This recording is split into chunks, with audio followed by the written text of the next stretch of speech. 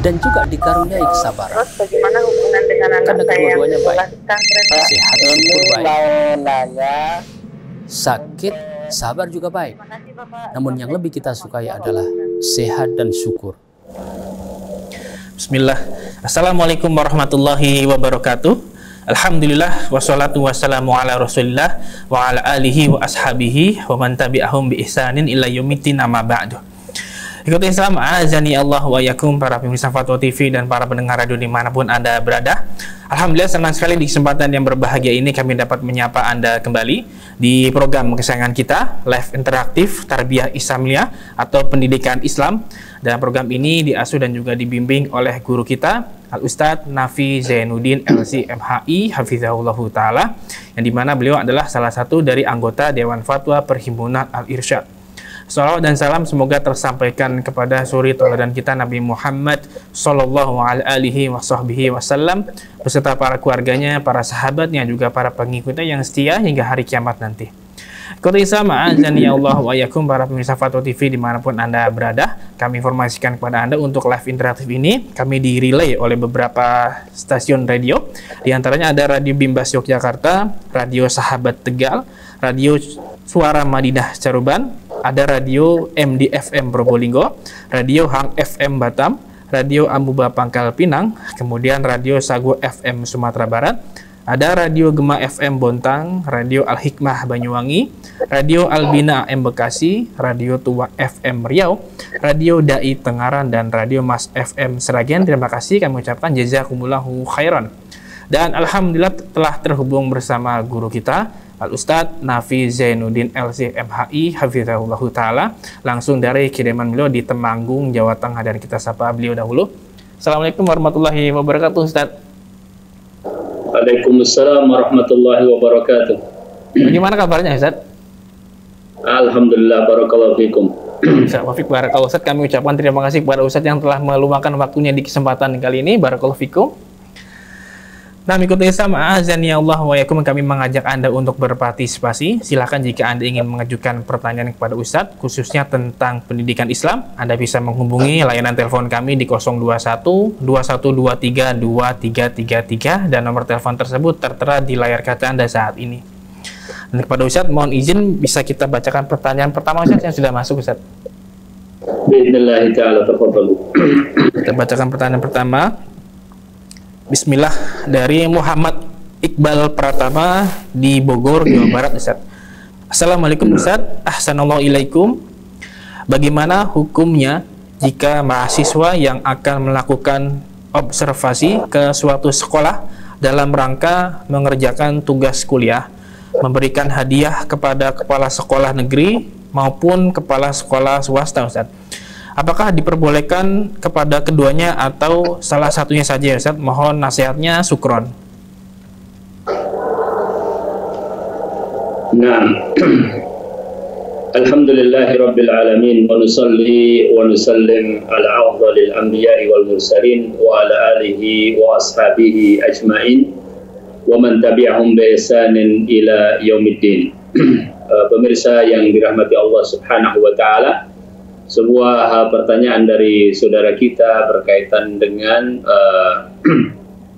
kegiatan observasi yang akan dilakukan di suatu lembaga yang dipimpin oleh seorang pimpinan atau dalam sebuah instansi sekolah yang dipimpin oleh kepala sekolah. Apakah boleh bagi orang yang akan melakukan observasi memberikan hadiah kepada pimpinan sekolah atau kepala sekolah pada instansi dimaksud? Allah Ta'ala alam. Perlu dimengerti apakah memberikan pelayanan terhadap orang luar termasuk dari job yang harus dia lakukan, ya, termasuk jenis amanah pekerjaan yang harus dilakukan oleh pimpinan atau kepala sekolah, termasuk di dalam hal ini adalah pelayanan kepada seorang yang akan melakukan observasi di sekolah tersebut. Tentunya sudah ada aturan atau prosedur atau tata tertib yang menjadi diklat petunjuk pelaksanaan bagi pimpinan tersebut. Apabila sebuah pekerjaan termasuk dari item pekerjaan seorang pimpinan atau kepala sekolah yang diberikan amanat yang dia sudah diberikan mukafa'ah atau ratib atau salari dari pekerjaan tersebut, maka dia tidak diperkenankan untuk mengambil hadiah-hadiah yang lain yang masuk dalam kategori hadiatul umal wallahu ta'ala. Ya. Jadi perlu dilihat tentang amanah yang dibebankan kepada yang bersangkutan. Ya. Hal ini kita mengacu kepada apa yang disampaikan oleh Rasulullah SAW. Tatkala mengutus salah seorang kalangan para sahabat Ibnu Al-Ladbiyah ya, untuk mengambil sedekah atau zakawat di Bani Sulaim. Kemudian ketika melakukan pelaporan kepada Nabi kita Muhammad SAW, dilakukanlah muhasabah dan beliau mengatakan bahwa ada dari apa yang dia bawa itu merupakan hadiah bagi dirinya. Hadhihi lakum wa hadhihi hadiah li atau kama qala. Maka Nabi SAW tidak berkenan. Dan beliau mengatakan bahalla jalasta fi baiti abika atau baiti ummika hatta ta'tiyaka hadiyatuka in kuntas. Coba saja ya dia atau engkau dirimu duduk di rumah kedua orang tua, apakah hadiah itu akan datang kepadamu? Ya. Apabila kamu benar, artinya datang itu artinya hadiah tersebut diberikan karena jabatan itu, ya, karena beban amanah pekerjaan yang sedang dilakukannya. Maka Nabi SAW memperingatkan hal itu dan mengatakan, "Wallahi la ya'khudhu ahadukum minha syai'an." Ya, pada riwayat Imam Al-Bukhari rahimahullahu ta'ala. Jadi kalau sudah termasuk dari bagian pekerjaan yang harus dilakukan oleh beliau ya, sebagai seorang pimpinan, tentunya tidak diperkenankan hal-hal seperti ini, wallahu ta'ala a'lam.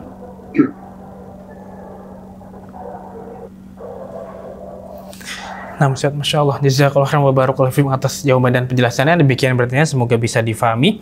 Dan kita coba berikan kesempatan pada penelpon yang sudah masuk. Assalamualaikum Fatwa TV. Waalaikumsalam warahmatullahi. Dengan siapa? Dengan Ibu Rahma di Jakarta, Ibu ya? Iya. Ya, silakan Ibu. Assalamualaikum Ustaz. Waalaikumsalam warahmatullahi wabarakatuh. Selama kan anaknya tetangga itu yang meninggal, jadi ya anak itu cuman online gitu. Terus saya ini coba ajarin gitu loh Ustaz. Selama ini saya ajarin doa-doa. Itu yang utama diajarin apa ya Ustaz? Dia sudah bisa sholat, tapi anaknya umur 8 tahun gitu. Sudah bisa sholat, tapi namanya anak-anak ya kadang-kadang kurang betul. Saya takut Ustaz, karena saya bukan pendidik itu tadi ya. Apa yang sebaiknya saya ajarkan kepada anak itu Ustaz? Itu anak doa sudah apal ya Ustaz, tapi kadang tidak dipakai namanya anak itu. Doa ke kamar mandi apa keluar, dia mikir, oh berarti tidak kau pakai, kau sudah apal tidak dipakai. Yang saya tanya ini, yang perlu saya baik atau saya ajarkan yang untuk anak-anak ini apa ya Ustaz? Karena saya bukan guru gitu loh Ustaz. Cuma lihat anak ini kok main aja di kampung gitu. Baik. Ya, itu aja. Baik, ditunggu Pak Ibu ya. Bagaimana Ustaz? Apakah terdengar jelas Ustaz pertanyaan Ustaz? Iya. Barakallahu fikum Akhir Ahmad, sebagian terdengar dengan baik tapi sebagiannya terluput, barangkali antum bisa mengulangi sedikit. Ya. Ya, Ibu Rahma, apakah masih tersambung, Ibu? Mungkin antum Akh Rahmat bisa mengulangi Ya, pertanyaan. kalau sudah terputus, Ustaz. Ya. Baik, di sini doa apa yang terkait diajarkan untuk anak yang meninggal, Ustaz? Nah, alhamdulillah wa nusalli wa nusallim ala Rasulillah. Jazakillah khairan atas pertanyaan yang disampaikan. Ya, tidak semuanya terdengar baik dari Ibu Rahma ataupun dari Akh Rahmat, tetapi di antara yang saya dengar adalah bahwa ada anak, apakah putra beliau atau yang lainnya, yang berusia kurang lebih 8 tahun dan telah diajarkan beberapa doa, tapi beberapa doa itu kadang diamalkan, kadang tidak diamalkan, dan apa yang sebaiknya diajarkan kepada anak seusia tersebut. Ya, pemirsa yang dirahmati Allah Subhanahu wa taala, bahwasanya Rasulullah Shallallahu alaihi wasallam juga menghadapi banyak anak kecil, ya. Di antaranya hadis yang insya Allah masyhur adalah ketika Nabi Shallallahu alaihi wasallam ya memanggil seorang mereka, ya, ya gulam, ya, ta'al, anak kecil, marilah, ya, aku akan mengajarkan kepadamu beberapa hal.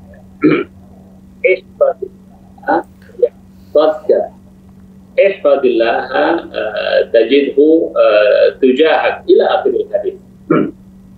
Dalam kesempatan yang lain Nabi Shallallahu alaihi wasallam makan bersama anak-anak, kemudian Shallallahu alaihi wasallam mengajarkan, ya, samillah wa kul biyaminik wa kul mimma yalik, ya. Kemudian dalam kesempatan yang lain Rasulullah Shallallahu alaihi wasallam salat bersama Abdullah bin Abbas radhiyallahu taala anhuma. Dari berbagai hadis yang dikumpulkan tersebut bahwa Nabi Shallallahu alaihi wasallam mengajarkan tentang segala permasalahan din, baik akidatan ataupun syariah, ya. Baik akidah ataupun syariah. Yang jelas tergantung kepada kebutuhan yang dianggap prioritas, karena prioritas yang utama di dalam masalah pendidikan secara umum adalah akidah tauhid. Adapun seseorang kadang tidak mendapatkan tauhid dari gurunya, dari orang tuanya, tentu dia membutuhkan masalah-masalah yang berikutnya, masalah-masalah yang lain. Nah, jadi ada perkara yang bisa kita sebutkan secara skala prioritas materi yang hendaknya didapat, tetapi kadang tergantung kepada kebutuhan anak masing-masing, ya. Yang jelas tidak keluar dari akidah dan syariah, ya. Adapun akidah kaitannya adalah keyakinan bagaimana kita pautkan antara anak-anak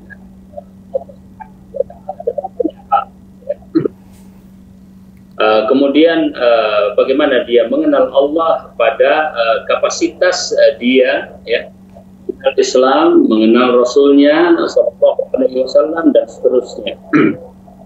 Kemudian adapun syariah itu berkaitan ibadah, berkaitan dengan sholat, ya, berkaitan dengan puasa, ya, dan yang lainnya, termasuk adalah doa sholat, ya, doa ibadah, ya. Kemudian yang berikutnya adalah berkaitan dengan adab ataupun akhlak, ya. Banyak sekali yang perlu kita ajarkan.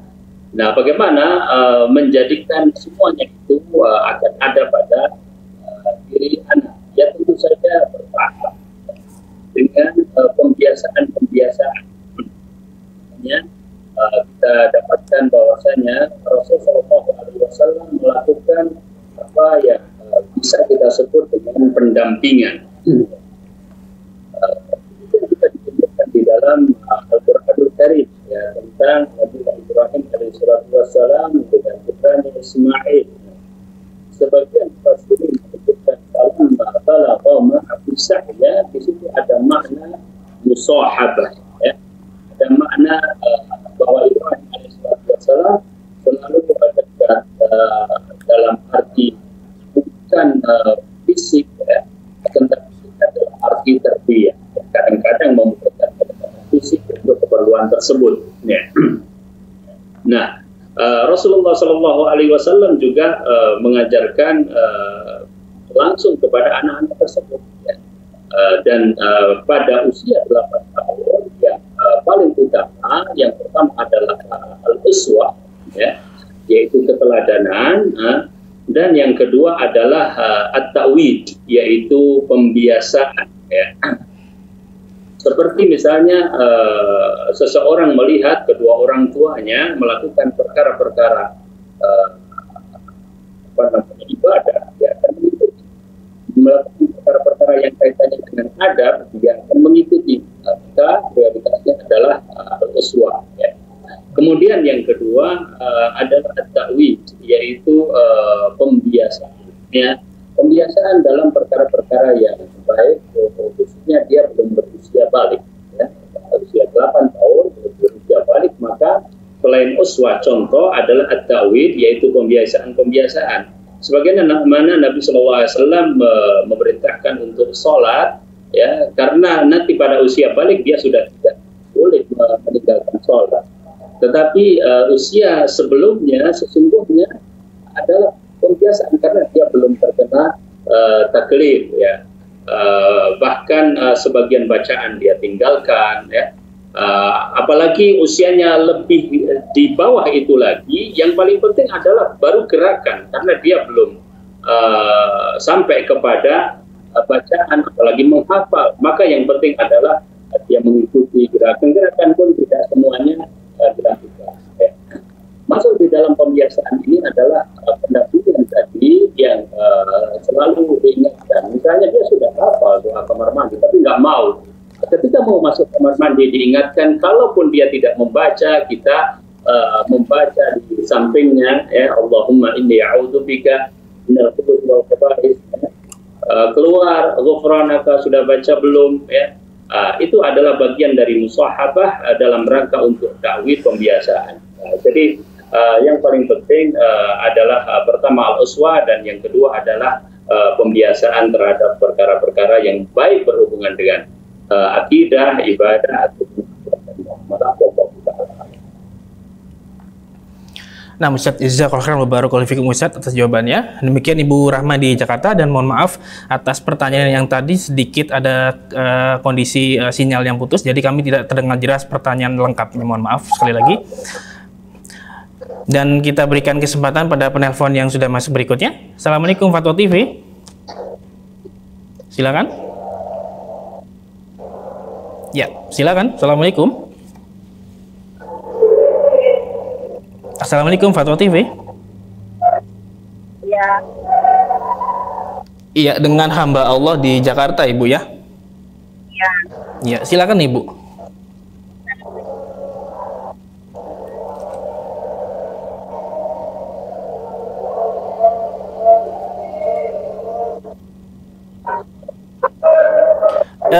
Ibu mohon maaf bisa dikecilkan saja suara televisinya. Udah dikecil. Iya, boleh silakan.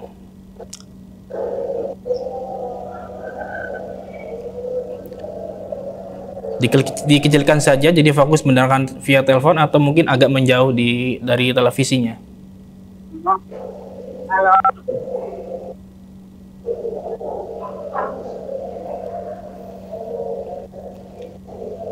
Bagaimana Ustaz? Apakah terdengar jelas Ustaz? Tidak ada yang terdengar. Iya. Iya, silakan Ibu pertanyaannya Ibu.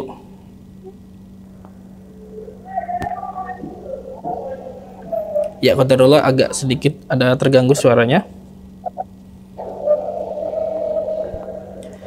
Baik, mungkin kita ya.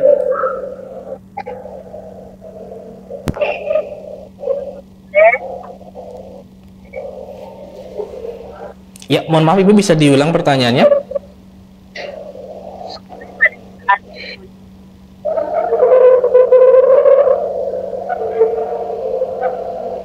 Nah, Qadarullah, di sini kami tidak bisa mendengar secara jelas pertanyaan yang diajukan.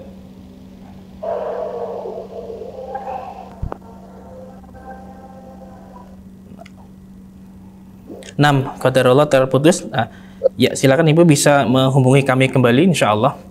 Tapi bisa kita lanjutkan pertanyaan berikutnya dari website Ustadz?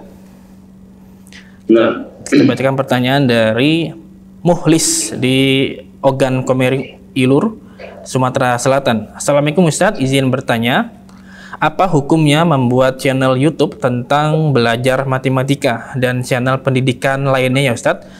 Sekedar ingin berbagi ilmu saja. Mohon penjelasannya, jazakallahu khairan. Nah, alhamdulillah wa nusalli wa nusallim ala Rasulillah. Pemirsa yang dirahmati Allah, dari pertanyaan yang disampaikan oleh saudara kita dari Oki berkaitan dengan membuat konten atau channel YouTube untuk taklim, pembelajaran matematika atau yang lainnya yang memberikan nilai manfaat tentunya buat banyak orang. Ya.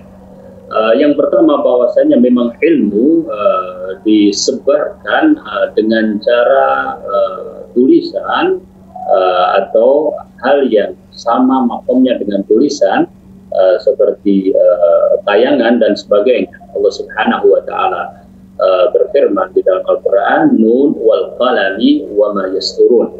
Ya.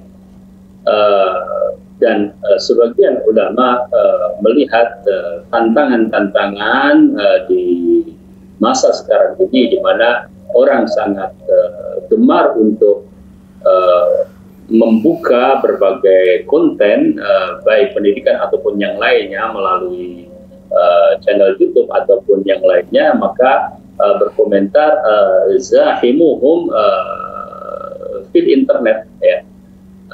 Di antaranya nasihat dari Syekh Muhammad bin Shalih Al-Utsaimin rahimahullahu taala, di makna pada makna yang seperti itu. Jadi bahwa kita berupaya untuk memberikan kebaikan di tempat-tempat yang banyak manusia di situ menggunakannya. Ya, oleh karenanya berdakwah ataupun memberikan pengajaran ilmu yang bermanfaat melalui media-media adalah insya Allah termasuk bagian dari yang berupaya untuk menebarkan kebaikan.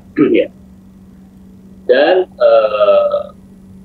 kaitannya dengan ilmu matematika tentu bermanfaat bagi manusia. Setiap ilmu yang bermanfaat bagi manusia maka layak untuk diajarkan, yaitu untuk maslahat dunia dan di akhirat. Ya.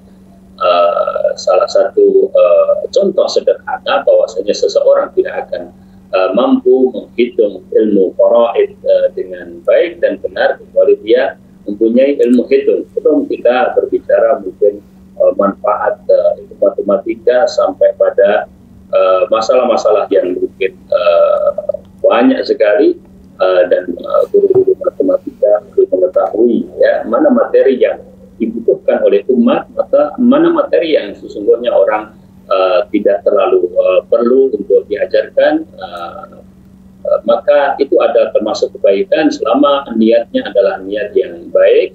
Al-umuru bimaqasidiha wallahu ta'ala alam. Adapun penghasilan dari iklan dan sebagainya, wallahu ta'ala alam, saya belum bisa menjawab di dalam masalah ini. Dan insya Allah bisa dijawab dengan diarahkan kepada asatidzah yang lainnya, sebab di channel yang ya kadang-kadang kita tidak bisa bukan kadang-kadang kita tidak bisa sesungguhnya untuk misalnya menampil iklan-iklan yang tidak syar'i, iklan-iklan yang bermotor dan seterusnya. Allah Ta'ala. Nah Ustaz, Masya Allah, jazakallahu khairan wa barakallahu fikum atas jawaban dan penjelasannya. Demikian yang bertanya, semoga bisa difahami. Dan kita angkat kembali pertanyaan via website Ustaz dari Romzi Rahman di Bukit Tinggi, Sumatera Barat. Bismillah, izin bertanya Ustaz, dalam sebuah hadis diriwayatkan oleh Muslim dan Abu Dawud dari Muhammad bin Amr bin Attar rahimahullah bahwa Rasulullah SAW bersabda, Rasulullah SAW mengganti nama Barrah menjadi Zainab karena tidak boleh menganggap diri suci. Saya memberi nama anak saya Qaulan Sadidah, Ustadz. Apakah itu termasuk nama yang dilarang sesuai hadis tersebut ya Ustadz? Mohon penjelasannya, syukron. Alhamdulillah wa nusalli wa nusallim ala Rasulillah. Pertanyaan serupa banyak ditanyakan pada kesempatan-kesempatan yang lalu, dan sebaiknya memang kita melakukan murajaah masalah penamaan ini. Yang pertama saya ingin menguatkan apa yang beliau sampaikan tentang hadis tadi ya, bahwa seorang Barrah ya, yang artinya adalah baik ya, karena mengandung makna tazkiyah, maka diganti oleh Rasulullah SAW dengan Zainab. Ini adalah salah satu di antara hadis yang menunjukkan bahwa ada karohah makruh hukumnya nama-nama yang seperti itu atau yang semakna dengan pensucian kepada diri sendiri ya. Nah, kemudian yang kedua saya sampaikan bahwa jazakallahu khairan ya, mempertanyakan dalam masalah ini karena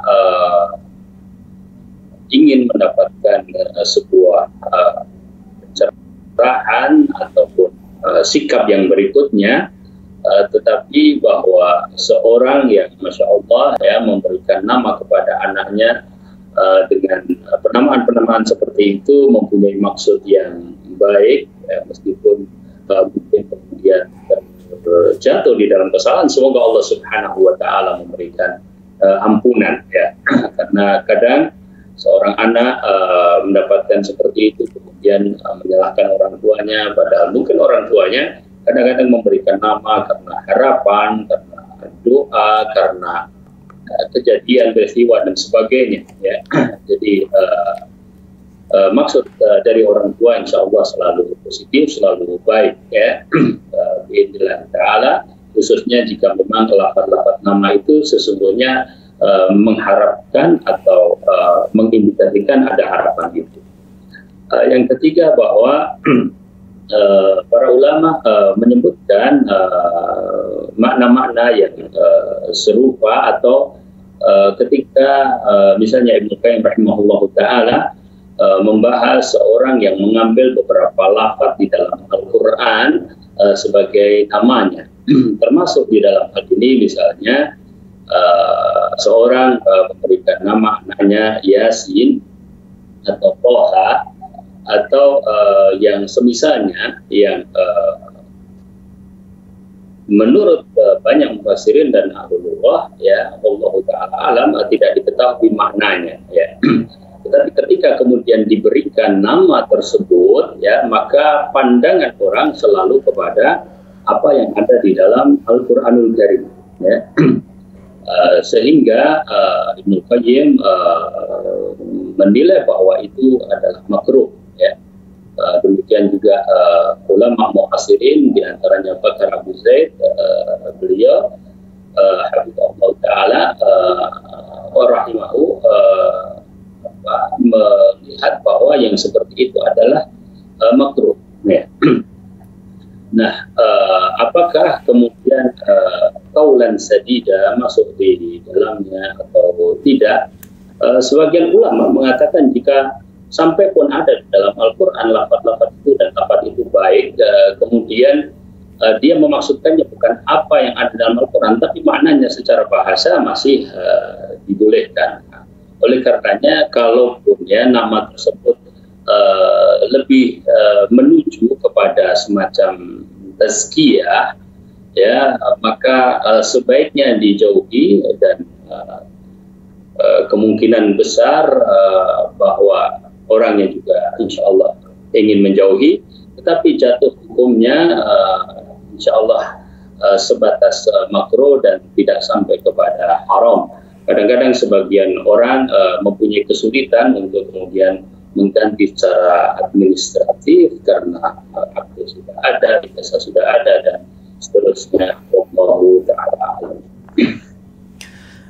Ustaz, Masya Allah, jazakallahu khairan wa barakallahu fikum atas jawabannya, Ustaz. Dan demikian bertanya, semoga bisa difahami. Nah, kita bacakan pertanyaan berikutnya masih dari website, Ustaz. Dari Raihan di Bandung, Jawa Barat. Assalamualaikum Ustaz, izin bertanya. Ada kawan ana yang dia katanya disumpahi oleh orang tuanya tidak akan masuk surga. Bahkan kawan ana sudah meminta maaf, namun orang tuanya tetap bersikeras seperti itu, Ustaz. Apa yang harus kawan ana lakukan ya, Ustaz? Soalnya dia menjadi tidak tenang gara-gara sumpah orang tuanya tersebut. Mohon nasihatnya, Ustaz. Jazakallahu khairan. Nah, alhamdulillah wa nusalli wa nusallim ala Rasulillah. Insyaallah jawabannya mengarah baik kepada penanya. Semoga Allah Subhanahu wa taala memberikan ketetapan iman Islam dan selalu meminta kepada Allah Subhanahu wa taala agar menjadi anak saleh yang berbakti kepada kedua orang tuanya dan mendapatkan jannah. Ya, ataupun juga kepada kedua orang tuanya. Mengingatkan kepada hadis Nabi Sallallahu Alaihi Wasallam yang diriwayatkan oleh Imam Muslim rahimahullahu taala tentang kalau tidak salah kejadian di antara Bani Israel, ya, atau ya semacam itu, dikabarkan bahwa seseorang merasa bahwa saudaranya tidak akan bisa mendapatkan ampunan Allah, ya, karena kemaksiatannya, karena kesalahannya, ya.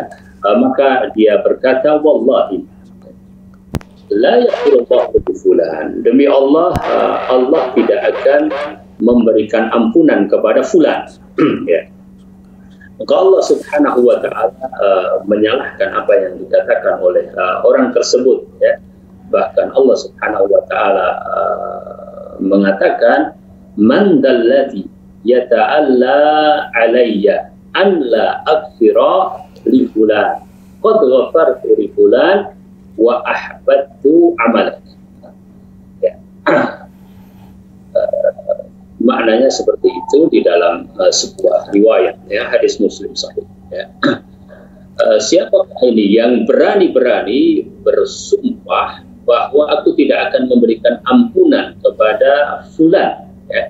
Sungguh aku telah memberikan ampunan kepadanya dan aku menggugurkan amalannya. Ya. Nas'alullah ta'ala al-afwa wal afiyah. Di antara pensyarah hadis ini memberikan faedah yang kaitannya dengan kita tidak boleh berkata tanpa ilmu, ya. Sebagaimana kita tidak bisa memastikan seorang itu syahid, ya, seorang itu masuk jannah kecuali yang jelas ada nasnya, begitu pula kita tidak boleh, ya, menghukumi seakan-akan bahwa tidak akan pernah ada ampunan untuk si fulan, dan terutama juga di sini untuk anaknya. Ya. Hadis ini memberikan pelajaran seperti itu. Artinya diperingatkan kepada kita untuk tidak tergesa-gesa dan tidak begitu saja memberikan semacam sumpah hukum, ya. Karena ya ta'ala ini ya halif, ya, bersumpah, ya. Ya. Maka ini adalah peringatan. Kemudian Rasulullah Sallallahu Alaihi Wasallam juga mengatakan, la tad'u ala anfusikum wala ala amwalikum wala ala auladikum. Janganlah kalian mendoakan keburukan, ya, atas diri kalian, atas harta kalian, atas anak-anak kalian, dikhawatirkan menepati satu waktu di mana kemudian terjadi apa yang justru didoakan tersebut, ya. Maka ini kepada pihak orang tua, ya, justru dinasihatkan untuk lebih menambah kesabaran atas kekurangan anaknya, dan mendoakan agar mendapatkan hidayah apabila anaknya ternyata memang keluar dari ketentuan-ketentuan syariat atau melanggar ketentuan-ketentuan syariat. Jadi doakan untuk mendapatkan hidayah sebagaimana Rasulullah SAW juga ditegur oleh Allah Subhanahu wa taala ketika dalam makna yang serupa memberikan laknat kepada a'yan al-kufar, ya. Nah, kemudian yang berikutnya ya, adalah kepada anak sendiri, ya, kepada anak tetap dia berusaha untuk mendapatkan ridho kedua orang tuanya, berusaha untuk mendapatkan ridho. Ya. Bagaimana Nabi Ibrahim alaihissalam menghadapi bapaknya yang seperti itu, ya, tetap sabar. Oleh karenanya apabila ada hal-hal yang kaitannya dari orang tua yang membuat dia ternyata memang setelah muhasabah ada kesalahan-kesalahan, ya, dia harus berupaya untuk mendapatkan ridho dari kedua orang tuanya. Kemudian yang ketiga, selama dia berupaya untuk menjadi anak yang soleh, sudah minta maaf dan tidak bosan untuk meminta maaf, kemudian berupaya berada di dalam siratul mustaqim, di dalam iman Islam dan syariat Allah Subhanahu wa taala, tidak perlu khawatir apabila doa-doa yang seperti itu atau sumpah-sumpah yang seperti itu terjadi tanpa sebab, ya. Sebab kalau terjadi tanpa sebab yang benar, berarti itu termasuk al-i'tida fi doa, ya, doa yang melampaui batas. Dan al-i'tida fi doa itu termasuk mawani al-ijabah, ya, termasuk hal-hal yang menghalangi dikabulkannya doa. Jadi kalau tanpa sebab yang kemudian harus seperti itu atau tanpa sebab yang syar'i, ya kita tidak perlu khawatir, tetapi kita perlu tetap melakukan apa yang saya katakan tadi. Apabila pun terjadi karena sebuah kesalahan, ya kita juga tidak terfokus kepada itu, karena Allah Subhanahu wa taala Maha tahu, Allah Subhanahu wa taala muqallibul qulub, ya. Maka kita lebih fokus untuk menjadi anak yang soleh. Wallahu ta'ala a'lam. Baik, Ustaz, jazakallahu khairan atas jawabannya. Demikian yang bertanya atas nama Raihan, semoga bisa difahami. Dan kita berikan kesempatan pada penelpon yang sudah masuk. Assalamualaikum, silakan. Ya. Assalamualaikum, Fatwa TV. Salam. Ya, dengan hamba Allah di Jakarta. Silakan, Ibu. Baik, Ustaz.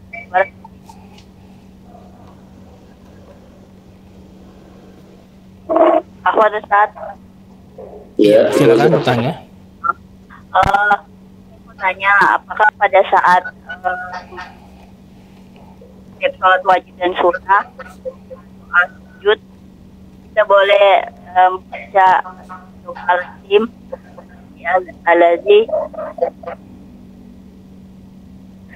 wa hayyul wa atubu ilaik itu kata terus sama. Ya, mohon maaf Ibu, pertanyaannya pada sholat wajib dan sunnah, ya? Ya, setelah doa sujud kita. Setelah doa sujud, nam. Al-Azim, allazi la ilaha illallah wa hayyul qayyum wa atubu ilaik. Terus itu diutamakan atau kita baca Al-Quran?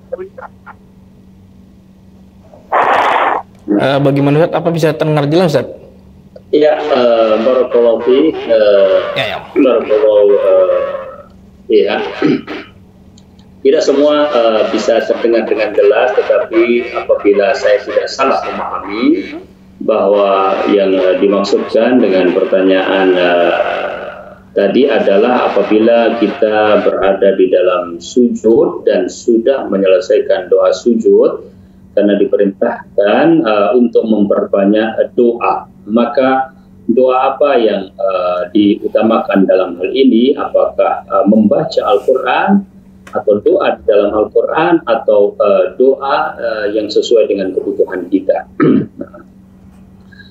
Ya, wallahu taala alam, doa yang dimaksudkan dengan perkataan Nabi kita Muhammad sallallahu alaihi wasallam, ya, fa'aksiru fihi ad-du'a, maka perbanyaklah doa di dalam sujud, karena kedekatan hamba dengan Allah Subhanahu wa taala di kala sujud adalah doa-doa yang berkaitan dengan hajat kita, ya, dengan hajat kita.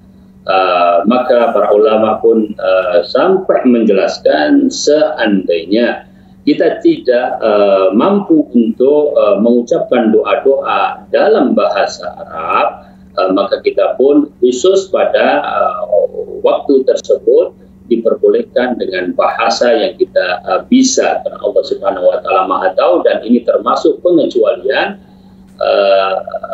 tidak bolehnya perkataan selain doa-doa di dalam sholat. Wallahu ta'ala alam. Apabila kita melihat bahwasanya hajat kita ada di dalam doa, baik Al-Quran ataupun Sunnah, ya, yang saya pahami dalam hal ini adalah juga tidak apa-apa, seperti seorang misalnya sudah mencukupkan dengan doa yang menutupi segala kebutuhan dengan mengucapkan Allahumma atina wa Rabbana atina fid dunya hasanah wa fil akhirati hasanah wa qina adzabannar. Itu yang saya pahami. Wallahu ta'ala a'lam. Nah, Ustaz, jazakallahu khairan Ustaz atas jawabannya. Demikian Ibu yang bertanya, semoga jawabannya bisa terdengar jelas ya Ibu ya. Nah, Ustaz, masih ada kesempatan pertanyaan berikutnya dari Agus Abu Hans di Jakarta Timur, Ustaz. Bismillah, izin bertanya Ustaz. Ana mempunyai anak laki-laki yang namun qadarullah malas sholat, Ustaz. Namun sejak 2019 dia mulai bekerja dan mempunyai penghasilan sendiri. Dia menyatakan tidak mau diajak sholat karena dia belum mendapat hidayah. Dia ingin menikah, dia minta ana lamarkan. Ana persyaratkan kepada dia, yakni tunaikan sholat di masjid 40 hari, tidak ketinggalan takbiratul ihram. Kalau tidak mau, tidak bisa ana tunaikan, tidak bisa ana lamarkan, Ustaz, maksudnya. Pertanyaannya, apakah hal tersebut ana berlebihan, Ustaz, dalam menyikapi tersebut, Ustaz? Barakallahu fikum. Alhamdulillah wa nusalli wa nusallim ala Rasulillah. Pertanyaan saudara kita tentang putranya, ya, yang tidak mau sholat, ya. Tadi nampaknya perlu digarisbawahi, apakah tidak mau diajak sholat itu artinya memang dia tidak mau sholat atau tidak mau ikut sholat jamaah, ya, karena hal ini penting. Sebab jika perkaranya adalah tidak mau ikut sholat jamaah, tentu lebih ringan, ya, karena sholat jamaah meskipun yang rajih, yang kuat adalah merupakan wajib, tetapi sebagian mengambil hukum bahwa bukan wajib, ya. Dan seseorang yang meninggalkan jamaah tidak seperti seorang yang meninggalkan sholat. Kalau ternyata nasallallahu ta'ala al-afiyah termasuk yang pertama, justru artinya memang tidak mau melakukan sholat, maka ini adalah bahaya yang sangat besar. Memang benar ini dulu yang perlu diperbaiki sebelum yang lainnya, ya. Perkara pernikahan, perkara pekerjaan, perkara hal-hal yang lainnya, ya, adalah perkara yang menjadi urutan berikutnya, ya. Karena kita semuanya tahu kaum muslimin berijma akan kewajiban sholat, dan bagi orang yang meninggalkan sholat, ya, memang ada khilaf di kalangan para ulama yang sengaja meninggalkan sholat, ya. Apakah dia itu masuk di dalam perbuatan akbarul kabair, dosa besar yang paling besar, yaitu kufrun duna kufrin, ya, tidak sampai kepada kufur tetapi dosa besar yang sangat besar, ya. Itu jumhur mengatakan demikian. Banyak juga ulama yang melihat dalil-dalil yang sahih, ya, yang jelas, diantaranya hadis Nabi SAW, al-ahdi dari bainana wa bainhum, ya, adalah tarkus sholat, paman taroka faqad kafar, ya, bahwa sampai kepada derajat kufur yang sesungguhnya, ya. Oleh karenanya ini adalah perkara yang paling penting. Jadi yang pertama kali adalah memastikan hal itu, seorang yang muslim akan menikah dengan seorang muslim, seorang yang muslim akan menikah dengan seorang muslim. Sedangkan perkara sholat ternyata adalah perkara yang sangat berbahaya apabila ditinggalkan. Allah Subhanahu wa Ta'ala berfirman, la hunna hillul lahum wa lahum yahilluna lahum, ya. Tentang perempuan yang beriman itu hanya halal, ya, dengan orang yang beriman, ya. Demikian juga firman Allah Subhanahu wa Ta'ala, wala jangan menikah dengan al-musyrikat, ya. Wala ammatum mu'minatun khairun min musyrikatin walau ajabat, ya. Demikian pula sebaliknya, ya, orang musyrik, ya, tidak bisa dinikahi, ya, sampai beriman, hatta yu'minu, ya, wala abdun mu'minun khairun min musyrikin walau ajabat, ya. Jadi perkara ini adalah perkara yang sangat penting dan sangat berbahaya. Jadi disyaratkannya mungkin bukan dalam rangka misalnya sholat jamaah harus tidak lepas takbiratul ihram selama 40 hari, sehingga benar-benar diharapkan tidak ada nifaq di dalam hatinya, ya. Yang lebih penting adalah sebelum itu adalah pastikan bahwa memang menjalankan sholat meskipun belum sampai selalu berjamaah, ya. Itu yang lebih penting. Wallahu ta'ala. Nah, Ustaz, Masya Allah, jazakallahu khairan wa barakallahu fikum atas jawaban dan penjelasannya. Demikian bertanya, semoga bisa difahami. Dan mungkin kita bacakan. Oh ya, qadarullah. Tapi Ustaz, mungkin tersebut adalah pertanyaan terakhir di kesempatan kali ini, Ustaz. Jazakallahu khairan Ustaz atas waktu dan ilmunya, Ustaz. Semoga Allah Ta'ala senantiasa menjaga Ustaz dan keluarga di sana, Ustaz. Hayakumullah barakallahu fikum. Allah yafiq lana jami'an insyaallah. Nah, Ustaz, barakallahu fikum. Nah, mengikuti Islam azan ya Allah wa yakum, demikian live interaktif pada hari ini. Semoga apa yang disampaikan Ustaz bisa menjadi tambahan ilmu yang bermanfaat untuk kita dan kita pun berusaha untuk mengamalkannya. Dan kami juga memohon maaf atas ketidaknyamanannya karena ada sedikit gangguan via telepon tadi. Jadi kami tidak bisa menerima penelpon via telepon yang terdengar jelas di kami. Dan kami ingatkan kembali untuk live interaktif nanti malam insya Allah bersama Al-Ustadz Dr. Muhammad Nur Ihsan Hafizahullah dengan pembahasan keimanan, doa, dan zikir pukul 20.00 waktu Indonesia Barat atau jam 8 malam. Dan Anda juga bisa akses website kami di www.dewanfatwa.com. Jika Anda ingin mengajukan pertanyaan atau ingin melihat jawaban-jawabannya kembali, silakan Anda bisa akses di website kami di www.dewanfatwa.com. Demikian kami kurir yang bertugas mohon undur diri. Terima kasih atas partisipasinya. Mohon maaf bila ada kekurangan dan mohon maaf atas pertanyaan-pertanyaan yang sudah masuk yang belum sempat kami bacakan karena keterbatasan waktu.